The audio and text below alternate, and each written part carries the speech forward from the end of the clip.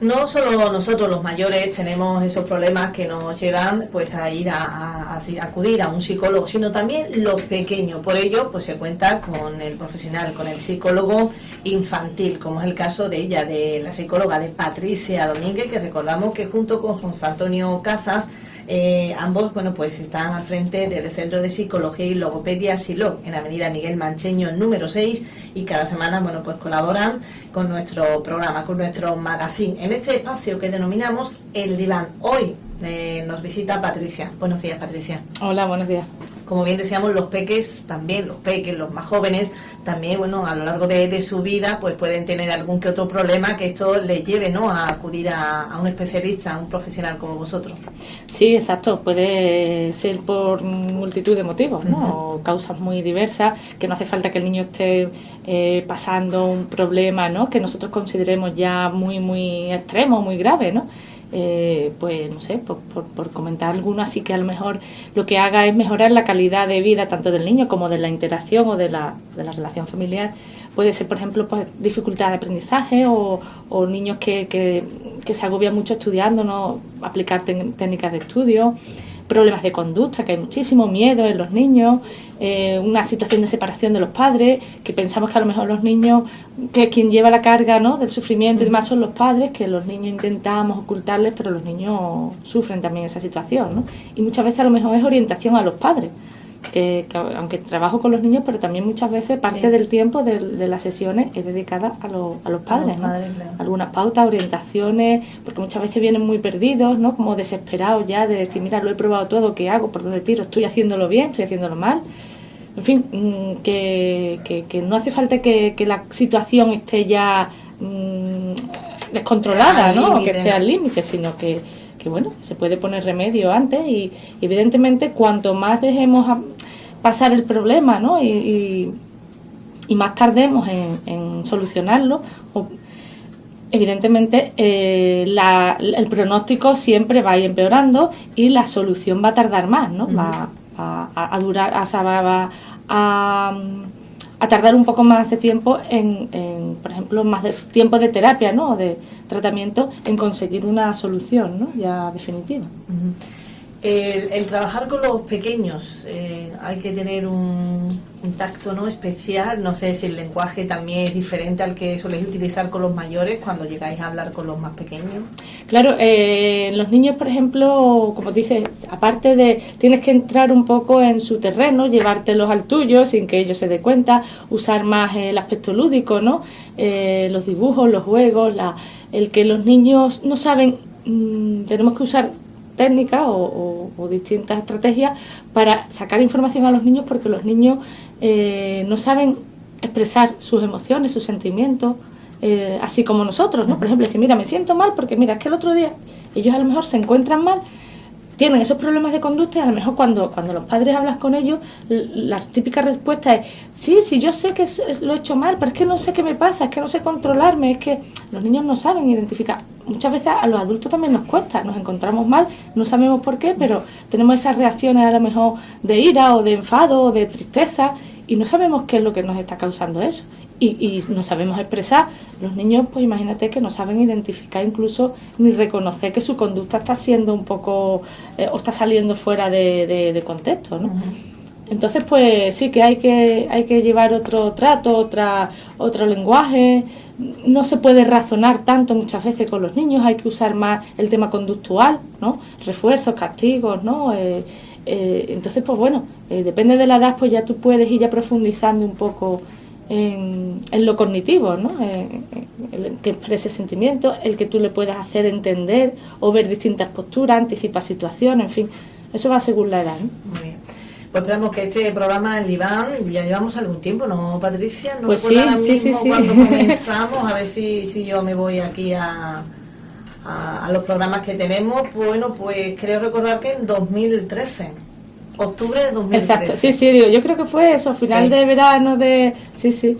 Pues ya han hecho 2 años, ¿no? Efectivamente, que esperemos que os esté sirviendo por lo menos de información acerca de los temas que tratamos en este espacio, y que también damos opción a nuestros oyentes a que puedan hacer uso de este programa, pues haciendo una llamada a través del 956 70 28 10, para que puedan formular la pregunta que os interese, que os preocupe, ya sea de los pequeños, sea de los jóvenes, sea de vosotros mismos. Ya sabéis que de manera anónima, simplemente decir la pregunta, el tema del que queráis que nos hable, tanto Patricia como José Antonio, y vosotros, bueno, pues encantados de poder ayudar de esta manera también, a través de este medio de la radio. Mientras tanto, bueno, pues nosotros vamos a tratar temas, vamos a exponer algunos temas. Por ejemplo, hoy uno de los temas preocupantes, sin duda alguna, son los niños que se autolesionan, Patricia. Sí, exacto. La autolesión es un acto compulsivo de hacerse daño a través de quemaduras, cortes, golpes, cualquier modalidad vale, con tal de que la persona sufra ese daño, ¿no? Los padres muchas veces no se explican, ¿no?, por qué están haciendo sus hijos eso. Los que descubren que sus hijos se autolesionan. Sí, porque esta conducta se lleva muy en secreto, se esconde mucho. No se trata de una moda, porque si fuera una moda estarían deseando exhibirla, ¿no? Claro. Y ir a la moda. Entonces, pues claro, una moda, verá, es una conducta que se suele dar más en adolescentes, pero que no es una moda de adolescentes. Porque incluso hay niños que se autolesionan con más pequeños. Lo que pasa es que a lo mejor las autolesiones de los niños pequeños son más evidentes, ¿no? Porque a lo mejor se golpean la cabeza con la pared, o se tiran al suelo y se dan golpes, o se... Sí, entonces, en la rabieta sí puede haber autolesiones, pero ahí estamos nosotros viendo que el niño se está haciendo daño. Pero cuando son esas autolesiones ya premeditadas, que el niño o la niña se mete en su cuarto o en el cuarto de baño, en un sitio privado, para hacerse daño, y después esa herida se la tapa y intenta ocultarla, ahí estamos ya hablando de otro tipo de autolesiones, ¿no?, que son más difíciles de identificar o detectar, porque ya digo que los adolescentes que lo hacen suelen tapársela y los mantienen en privado, no se lo dicen a nadie, ni a sus amigos, porque es que se avergüenzan de ello. Lo que pasa es que es como un acto compulsivo, como que en ese momento que han empezado no pueden parar, y hasta que no lo hacen no encuentran esa satisfacción. Mientras que lo están haciendo, están como compensando, ¿no? Ahora explicaremos un malestar, lo hago, llevo a cabo esa conducta, pero cuando termino de autolesionarme me arrepiento, me avergüenzo, me veo la herida y me las quiero ya tapar. Y entonces, pues, no se trata de una moda, no se trata tampoco de llamadas de atención, porque también una llamada de atención tú lo que quieres es protagonismo, ¿no?, que se enteren los demás. Claro, si te lo hace y luego te lo tapas... Claro, tampoco sería se interpretaría, ¿no?, o se tiene en cuenta como una llamada de atención, ¿no? Entonces, claro, los padres dicen, bueno, ¿por qué estas conductas? ¿Por qué las llevan a cabo los niños? Por un lado puede ser, pues, los niños están atravesando una situación psicológica o emocional estresante, negativa, que ellos se ven desbordados, que no saben controlar, y entonces es como que el daño físico que se hacen al autolesionarse mitiga un poquito o compensa un poco ese dolor emocional, ese dolor psicológico. Entonces yo me hago daño, y entonces el sufrimiento físico que estoy sintiendo en ese momento por el daño que me estoy provocando hace que el problema psicológico pase a un segundo plano. Entonces, pues claro, es como la gente que acude al alcohol para solucionar sus problemas, ¿no?, o para ahogar sus penas, ¿no? Tú lo que haces es dejar ese dolor, esos problemas en un segundo plano, pero ni las autolesiones, ni el alcohol, ni ninguna otra solución, exacto, que no sea abordar el problema, no te va a solucionar nada, ¿no? Al revés, tienes ya 2 problemas. El que tenías, claro, lo va incrementando. Más el de las autolesiones, o del alcoholismo, o cualquier otro abuso de sustancias, lo que sea, ¿no?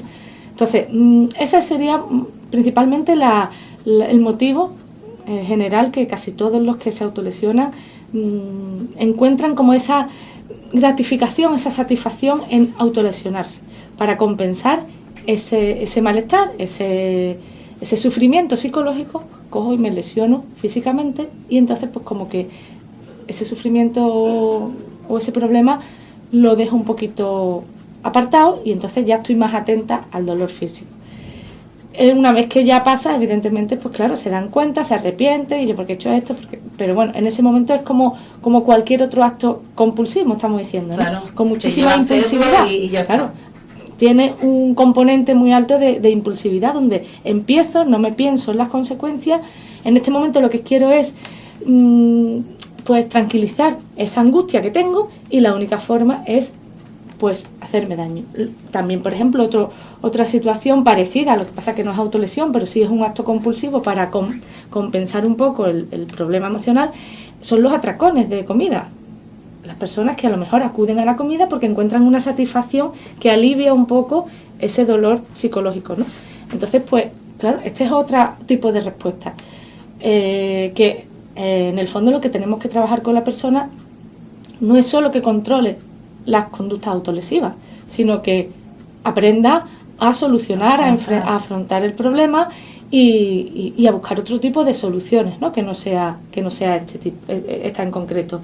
Después, por ejemplo, también es un poco como autocastigo, ¿no?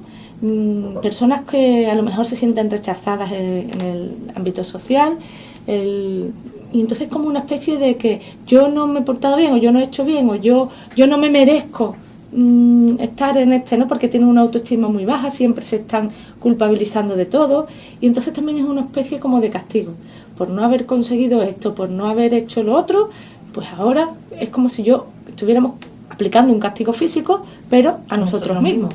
También es un poco como esa culpabilidad de algo, ese remordimiento, al hacerte el daño físico, te alivia. Como diciendo, ya he pagado mis pecados, con este castigo ya he pagado, y entonces pues eso es, por ejemplo, esa era la flagelación de antiguamente, ¿no? Sí. De algunos santos y algunas personas que se flagelaban porque se sentían culpables. Eso es una autolesión, eso son autolesiones, que lo que intentan es, como digo,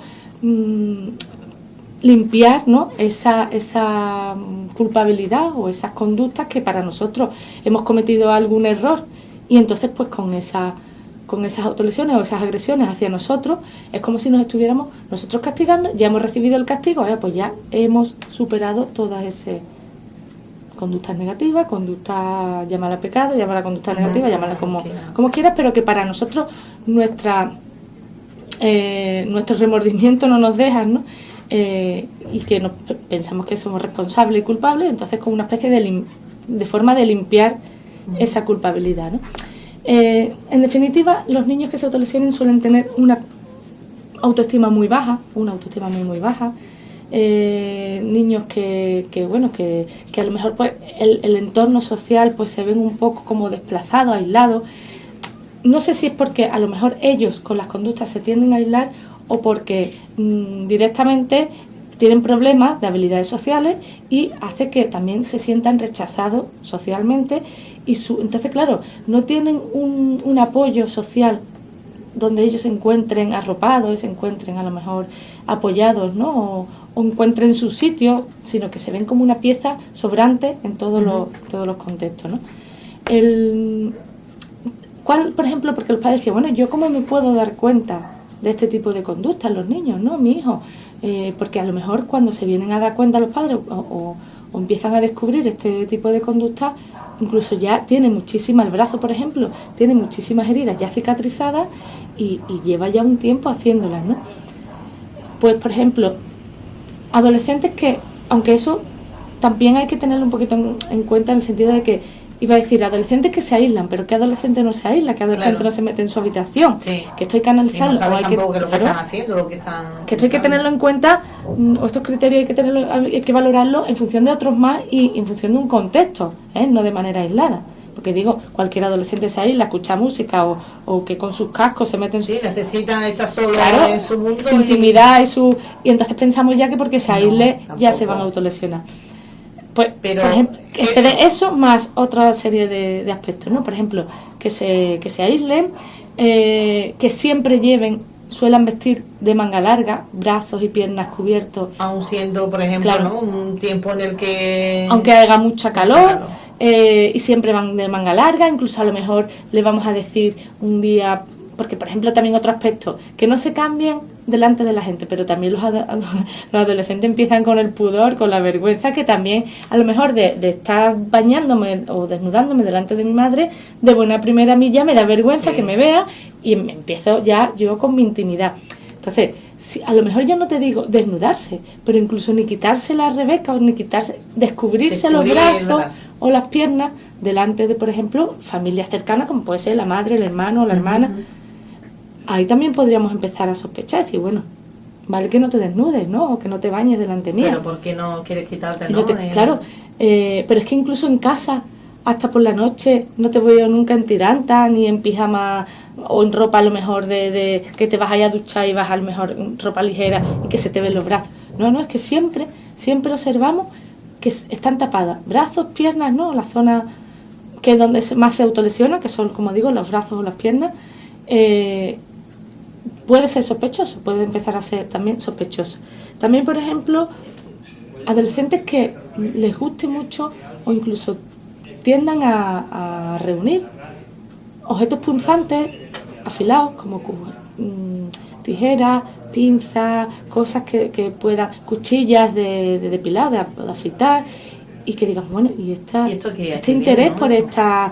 por estos objetos que siempre está preguntando, ¿vais las tijeras? ¿Me has visto no sé qué? O que cada 2x3 a lo mejor pues esté comprando cuchillas, porque claro, a lo mejor si en casa hay alguna cuchilla, pues dices tú, bueno, un uso más o menos normal, pero que a lo mejor que haya que estar comprando constantemente cuchillas, algo digamos que se salga un poco de la norma, ¿no? O claro, que nos desaparezcan las cuchillas del baño, que digamos, bueno, porque si aquí había una cuchilla, ¿dónde está, no?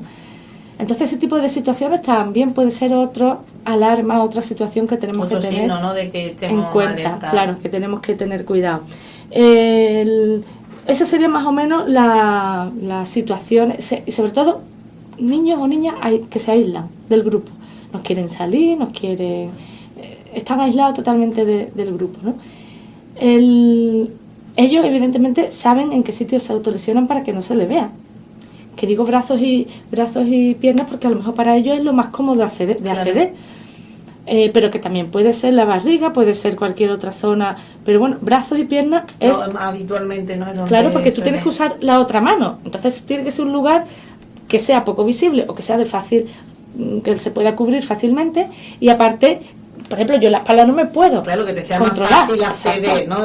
Y tú con la otra mano tienes que tener un acceso más o menos fácil para poderte hacer ese daño, ¿no? Muchas veces son quemaduras, no son cortes, son quemaduras con no sé, cualquier cosa, cigarro, por ejemplo, con un golpe que tienen siempre hematomas, siempre el hecho es hacerse daño, sufrir, ¿no? Un sufrimiento físico. También, por ejemplo, que observemos heridas que no cicatrizan, que no se terminan de curar. Bueno, y esta herida o este cardenal que te lo hiciste hace tanto tiempo, ¿por qué sigue? O esta herida que siempre está abierta. Entonces, eso también nos puede hacer que pensar. Sospechar, ¿no? Sí, nos puede dar. Patricia, el que se repita tanto esta situación puede preocupar, que pueda pensar incluso en el suicidio. Las conductas autolesivas no tienen por qué ser suicidio. Es decir, una persona que se autolesiona no tiene por qué estar pensando en el suicidio, o que después de la conducta autolesiva, a continuación aparezca el suicidio.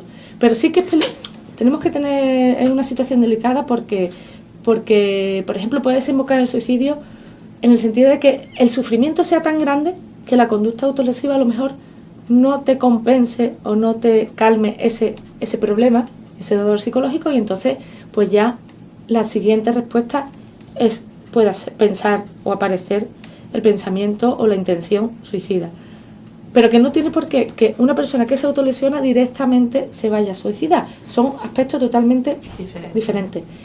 Eso no quita que en algunas situaciones personas que se autolesionen terminen, por ejemplo, suicidándose.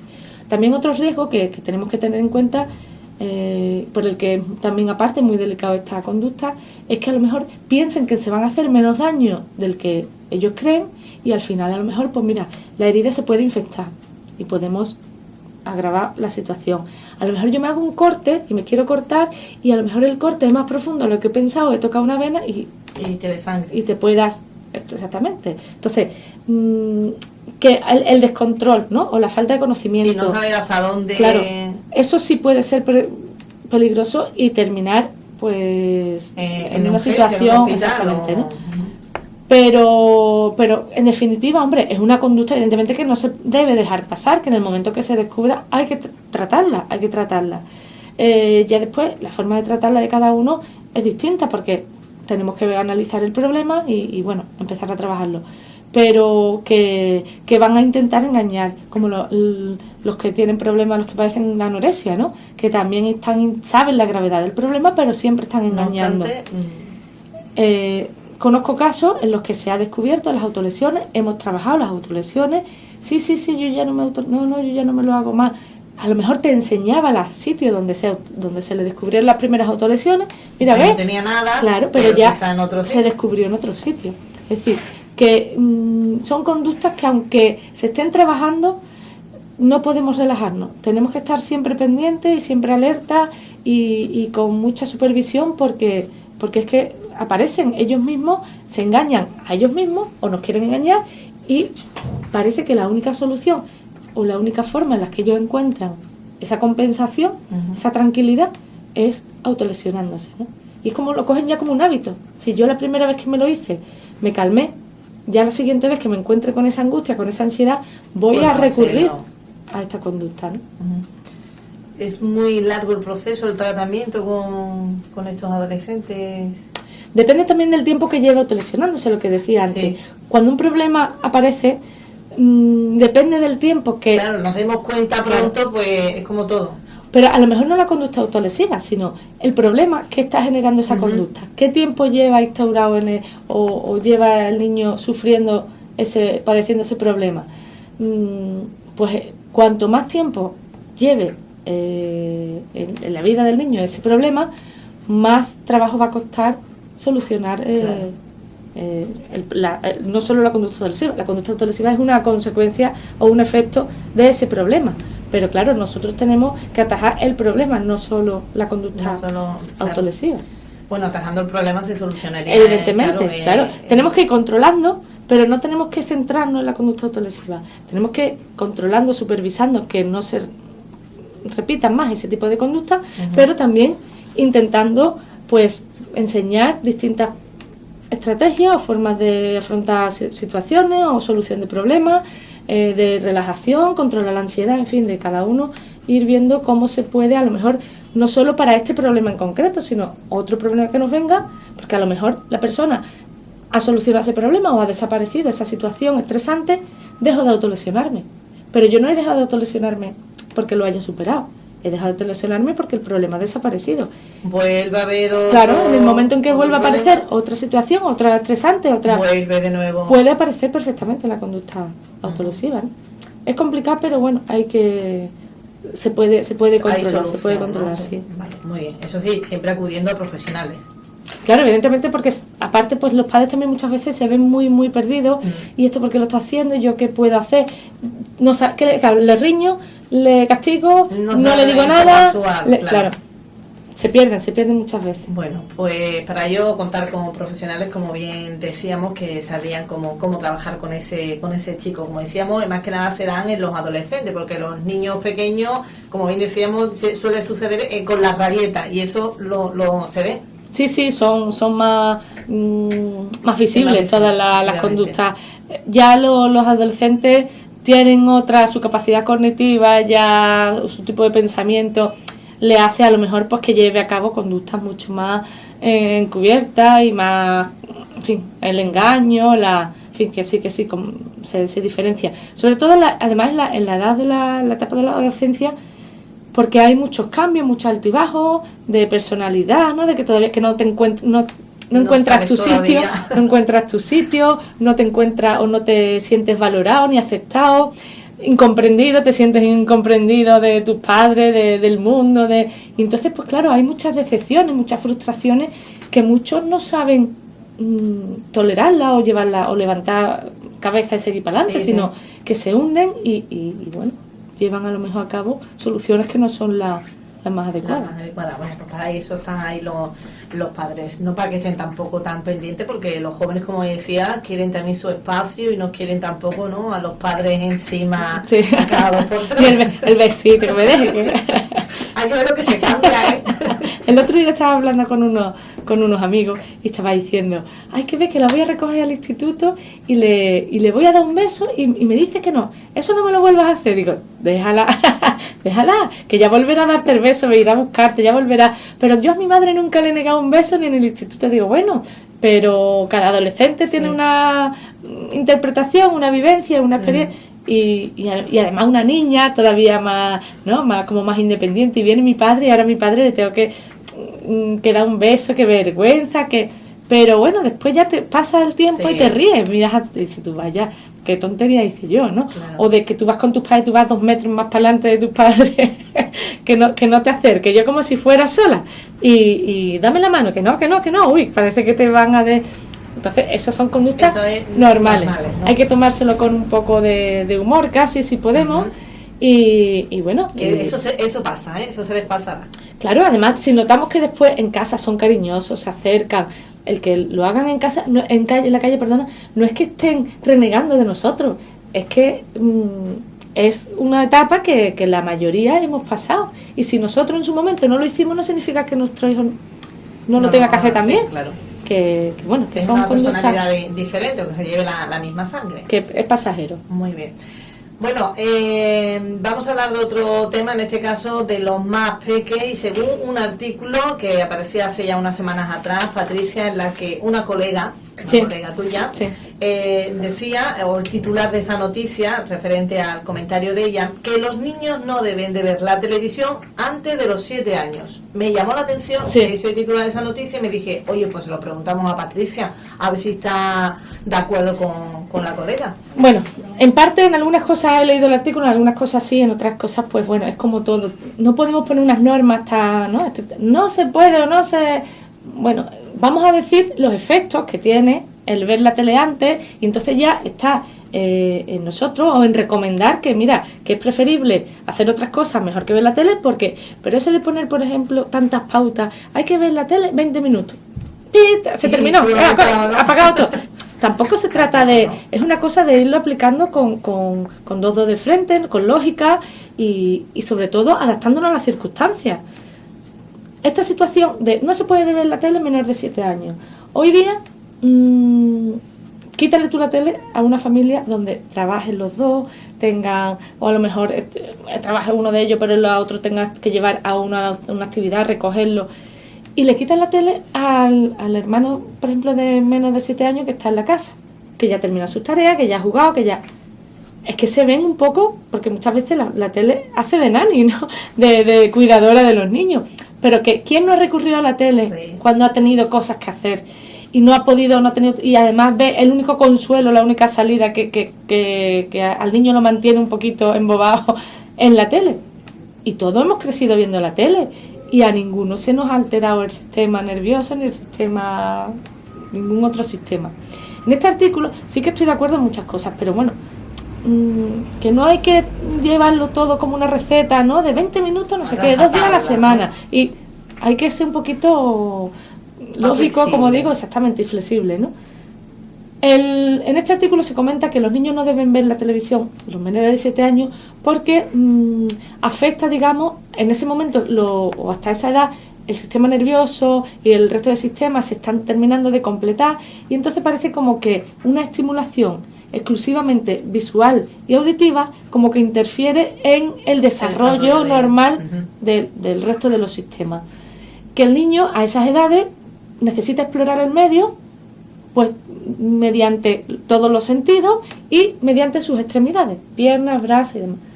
Hasta ahí estoy totalmente de acuerdo, ¿no? Es decir, a un niño cualquier cosa que tú le enseñes para estimularlo, cuanto más cuanto más sentido y cuanto estés captando en el niño, mejor, ¿eh? Si tú, por ejemplo, a un niño le enseñas una cosa auditiva, si ese mismo aprendizaje o ese mismo estímulo que le estás enseñando, si aparte de ser auditiva lo puede ver, lo puede tocar, cuanto más estímulos estés tú activando, muchísimo mejor. Claro que sí, mucho más enriquecedora la situación y la experiencia. Pero eso no quita que también, a través de un único estímulo, o sea, un único sentido, también podamos ir conociendo y explorando la realidad y que también nos sirva, ¿no? De hecho, hay programas audiovisuales, es decir, a través de CD o programas de ordenador, donde tú lo que estás es, a lo mejor a los bebés, ¿no? Las músicas esas, los dibujitos lentos que van apareciendo, vamos estimulando la atención, el seguimiento visual. Es que hay cosas que tú debes estimular de manera independiente. Ahora, evidentemente, si tú metes una actividad, por ejemplo, un juego, donde intervengan las piernas, los brazos, los sentidos, evidentemente ese juego va a ser estupendo, lo más recomendable, pero que también eso no quita que, por ejemplo, también en el día tengan una serie de rato dedicado a esa estimulación, ¿no? A lo mejor de la televisión. El tema del contenido, pues como siempre se ha dicho, eso depende más de la familia que del desarrollo del niño, ¿no? Tú tienes que tener en cuenta cuáles son los valores con los que tú estás educando o los que tú quieres que tu hijo crezca y entonces tenemos nosotros que ir controlando el contenido, siempre supervisado por un adulto el contenido que está viendo, pero que evidentemente eso va a ser una misión imposible, quitar en una casa una tele a menores de 7 años, eso yo creo que es, si es una herramienta que nosotros sabemos que, oye, que no es lo más beneficioso, pero que tampoco estamos... Tampoco viene nada mal, ¿no? Que el niño pues se distraiga por los dibujos animados como toda la vida de Dios, ¿no? Claro, que yo no lo veo mal. Que de otra forma puede ser mucho más enriquecedora, por supuesto que sí, eso no lo niego. Pero, ¿qué familia hoy día tiene tiempo de estar planificando el tiempo que tienen con el niño para ver qué cosas hacen y de qué manera lo tengo ocupado para que el niño crezca, se estimule y su desarrollo sea... que tampoco veo que los efectos sean tan negativos como para, por ejemplo, tener que dar ese paso que yo creo que es muy difícil. Ya no solo en casa, sino tú dejas al niño en casa de los abuelos y los abuelos pues a lo mejor tienen una edad, tienen una serie de... Los abuelos quedan los caprichos, todos los caprichos. Claro, y si a lo mejor los abuelos son ya mayores, están cansados, no tienen más cosas que hacer porque tienen hijos en casa todavía y vienen aparte los nietos, pues muchas veces la verdad que la tele te alivia mucho. Es decir, toma hijo, siéntate un ratito y vela, siempre seleccionando el contenido, claro, como digo. El programa que fue. Pero que bueno, que hay que relativizar un poquito las cosas, hay que llevarlo un poco a la práctica y hay que ser lógico y flexible. Y no tan radical como el titular de esa noticia. Claro, es que a lo mejor el titular se ha exagerado un poco, ¿no? Se ha llevado un poco a... Pero que evidentemente me imagino que esa mujer se tendrá una hija o tendrá familia o ella misma ha visto la tele y no le ha pasado a nadie, ha llegado a ser psicóloga, a tener su estudio, es decir que no es tan negativo, insisto, los efectos tampoco son tan disparatados ni tan, no sé, unos efectos, ¿no? Que digas tú, bueno, es que esto, vaya tela, es que como el niño vea la tele, más chico de los 7 años, vea la tele, eso a la larga, qué sé, pues le limita la actividad cerebral, tiene... Oye, lo que no va a estar todo el día el niño viendo cómo se llama también a la tele, la caja tonta, ¿no? Exacto, sí. Tampoco va a estar el niño todo el día porque, claro, tiene que estar activo. También este artículo hacía referencia a que no deberían de verlo, de ver la tele recién levantado o antes de acostarse. Sí, también comentaba eso, que los niños, o sea, la televisión, como es una activación, que es lo único que te activa, por ejemplo, ¿no? Es mediante la vista y el oído, que tú no te activas físicamente, que simplemente te activa porque estás viendo y estás escuchando una cosa. Entonces decía que como que los emboba, ¿no? Los emboba sin estar despiertos, los despierta sin estar despiertos. Y es verdad, si tú en casa, al levantarte, los niños ponen la tele mientras se toman el colacao o la leche, lo que sea, están así, mirando para adelante, zombie perdido, sin tocar, zombie perdido, están embobados. Sí. Claro, pero que sí, que dice que a lo mejor es más, vuelvo a lo de antes, que hay actividades más positivas y más... Sí, que por ejemplo, que se hable con el niño en el desayuno, que se hagan manualidades, que se hagan... vamos a ser realistas. ¿Qué familia, mientras que el niño se toma la leche, tiene tiempo para estar hablando? Antes de ir al colegio, te estoy hablando de días de rutina. Un sábado, evidentemente, un domingo, que a lo mejor tengamos toda la mañana por delante, no pasa nada. Claro, pero en un... De lunes a viernes, unos padres que mientras que los niños se toman la leche, se pongan a hablar con ellos, a espabilarlos, a hacer a lo mejor alguna manualidad. Te tienes que levantar a las 6 de la mañana, ¿no? Yo, por ejemplo, sí. Para que te dé tiempo todo antes de ir al cole. Es que sí, que son conductas, o son teorías, o son propuestas muy positivas y que evidentemente con toda la razón del mundo, pero después en la práctica eso creo que es muy difícil, muy difícil. Que a lo mejor es cuestión de hábitos, no te digo que no, que a lo mejor es cuestión de hábitos, pues lo mismo, pero de aquí a que llegue el hábito o llegue el día en el que desaparezca la tele de nuestras casas, yo creo que tenemos que estar en otro planeta. Pues, ¿sabes tú que del programa, no sé si tú has seguido el programa de La Voz Kids de televisión? Sí, algo he visto. Y sí. una de las niñas que participaba le preguntaban que si había visto la edición anterior y decía, no, en mi casa es que no hay tele, no vemos la tele. Ya. Pero que esa sea una entre 10.000. Sí. Que en el momento en el que ese hábito se instaure, entonces ya esto estamos hablando de otro momento, otra etapa, entonces sí, entonces otra cultura, otra no sé, ¿no? Ahí entonces sí, por ejemplo, todo lo que se aplica aquí se podría llevar a la práctica sin ninguna no sé, situación que digamos, ¡uy, qué barbaridad que está diciendo! Si esto es una locura. No, lo veríamos tan normal, al revés.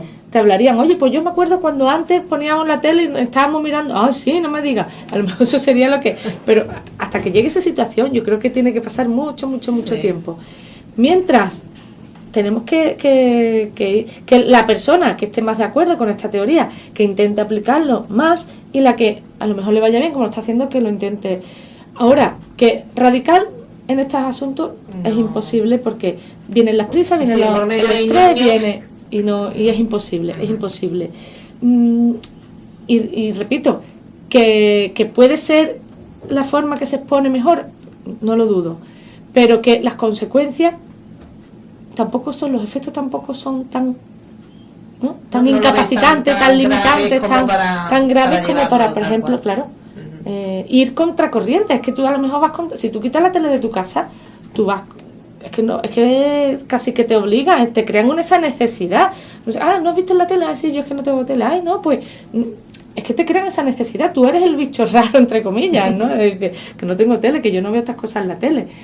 Tienes que tener tú una educación desde muy chica, que tú lo veas normal el no tener tele en tu casa, como para que ahora un niño que se haya criado con tele, quitarle la tele, ¿no? Yo veo mejor el tiempo que esté viéndola y según el programa que vaya a ver el niño.